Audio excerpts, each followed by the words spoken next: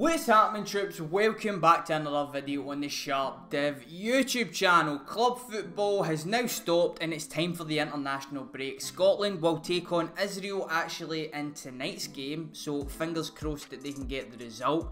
And then they will play Portugal in a friendly at Hampden Park. But as you can see in the title, today I'm going to be speaking about what the full of Scottish football is essentially talking about right now, and that is Leigh Griffiths pulling out the Scotland squad to work on his fitness. Before we continue on this video, I just wanted to give you an update on the documentary that I am making. It'll be like 3 or 4 months in the making. I'm going to make it epic. I'm going to make it the best that I can. And if you don't mind, please smash that like button.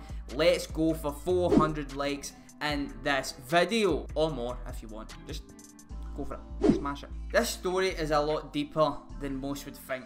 I don't think that it starts with Leigh Griffiths coming out and just saying that he needs to work on his fitness. I think it all really began when Steven Naismith started over him in the Scotland versus Albania match. Now, it is no secret that Steven Naismith is recapturing some sort of form that he had at Everton, that he had at Rangers, that he had at Kilmarnock, at Hearts right now, who are leading in the SPFL. So I actually don't blame Alex Mcleish for putting Steven Naismith in ahead of Griffiths in that match. And to put myself in the perspective of Leigh Griffiths, if I'm a professional football player, if I've been the star striker and I'm getting dropped, I'm not going to be happy. It's also come out that Griffiths liked a tweet from a Celtic fan that was directed towards Griffiths, and he was atted, and it was calling Mcleish a ginger alky and Steven Naismith a dirty git, and he actually liked that tweet, but he has since denied that. In the papers, somebody close to Griffiths has came out and gave a statement. Anyone who knows Leigh knows he's a respectful guy who wouldn't get involved in this kind of thing.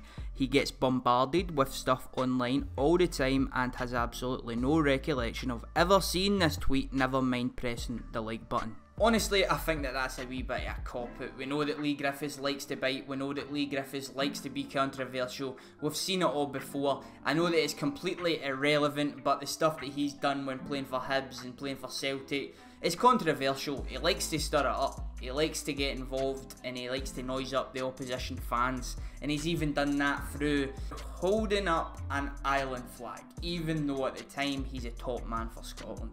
Obviously, Leigh Griffiths will be the person that everyone speaks about if he pulls out. But Leigh Griffiths isn't the only player that has been pulling out of Scotland squads. In fact, this is his first one I think he's pulled out of. He's been at the rest of them.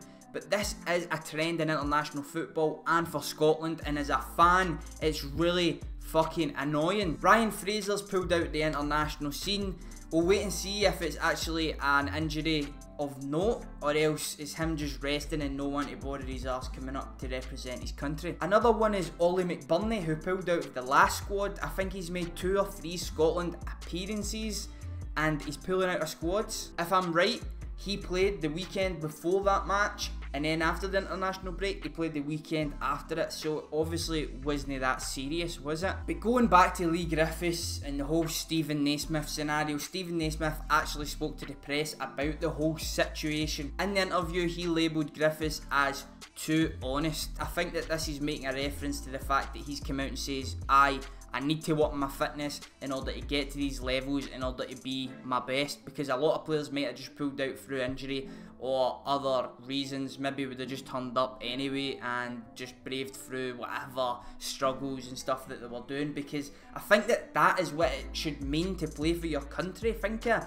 all these lower league players, think of like these players who maybe are in the SPFL, Brophy, Dobie smashing in goals, Shankland smashing in goals, Cummins doing a job, other international strikers that have went completely out of the fold, like Stephen Fletcher still scoring goals in the Championship. Like, there's so many, Jordan Rhodes, there is so many strikers that could fill that void right now, and I think a lot of them would bite the arm off of Alex Mcleish to get in that squad. Not talking about Griffiths in this scenario, right? But if players are pulling out of squads when and if they want, it's totally disrespectful to the fans and it's totally disrespectful to their teammates as well. In fact, Charlie Mulgrew spoke about the incident and he says that there's some players in the dressing room that are echoing the thoughts, that are echoing the views that a lot of the Scotland fans have, the negative opinions that they have about Leigh Griffiths pulling out of this squad. If we look at the stats of the two players in question, the two players that are competing for that striker position right now,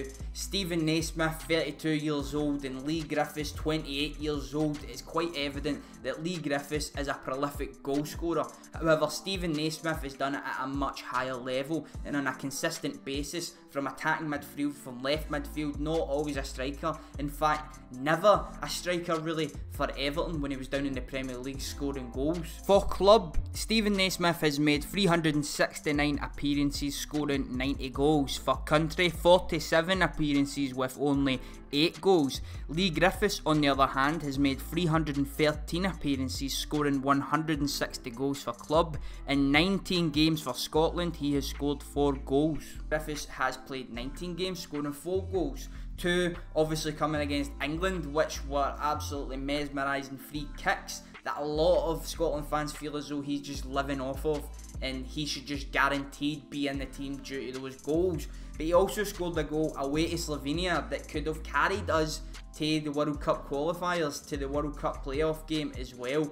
But again, a lot of fans feel as though he's living off these goals and he's not playing at his best in the games that he's played since that match. So with Charlie Mulgrew coming out and saying that some Scotland players have got the same opinions as the fans, I took to Twitter and I've got a couple of different angles on the whole scenario. I have a lot of time for Leigh Griffiths, backed him to the hilt in the past, and he's without question our Scotland's best striker. But in my opinion, Leigh has went in the huff because he knew he wasn't going to start the Isreal game. I think Mcleish and his staff know this too. What next? Brave, but ultimately the best decision from Leigh Griffiths today. Doesn't look close to the levels he was at 2 years ago. Countless niggling injuries and no real and prolonged period of sustained fitness.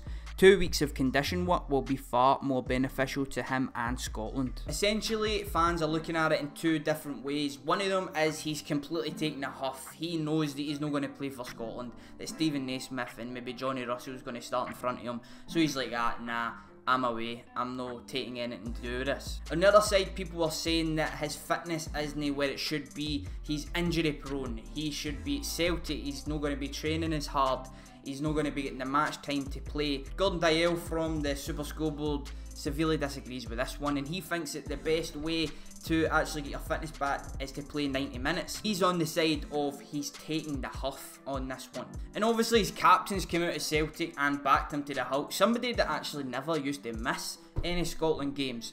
Completely different from Griffiths in this scenario. I think Scotland and Celtic need him to be as fit as he possibly can be for the whole season, and he's probably done the best thing for him to be as sharp as possible. He has scored some great goals for Scotland, especially against England, and his work rate is always exceptional. But if he feels he is not 100% and wants to work on that, then you have to give the wee man a bit of credit for being honest and actually saying that. Everybody and their granny has had a say on this matter, and Kenny Miller and Gary Caldwell have obviously came out and gave their opinions as well. Gary Caldwell says, I turned up whether I was 100% or not and tried to give my best to help my country. If Leigh feels that way, I fully back that. Kenny Miller on the other hand, for me you don't pick and choose when you play for your national team. If you've got a wee injury and you need to recover, absolutely. But if you want to be doing extra work and getting fit, I'm sure you could speak to the sports scientists, you could speak to the coaches with Scotland team, and if you want to do extra work, you do the extra work that can help you get fitter. So why is it that a lot of these international calibre players pull out of their national team squads? And I think that it comes down to, in Scotland anyway, fans as well as players completely falling out of love with the national team. The fans don't have any appreciation for the game, which also goes into the players. And then it all goes back in a big vicious circle, back to the SFA, where a lot of these problems are stemming and how our game is actually ran here in Scotland. I know that everybody's not going to have the same opinions and the same appreciation for their country, but a lot of players would run through walls, gear up their left leg to even have 1 cap. So in the future, does Scotland just go for desire over quality? Do we start picking players who would absolutely give their heart and soul for the country? Or do we just pick players based on how good they are perceived to be? Let me know in the comment section how you would go about this. If you were Scotland manager, what route would you take? Would you have Griffiths in your squad again? Let me know. And let's have a toast to Scotland, hopefully doing something in the next 20 years. I've been SharpDiv. I'll see you in the next one. Please subscribe. We are almost at 10,000 subscribers. I'm out.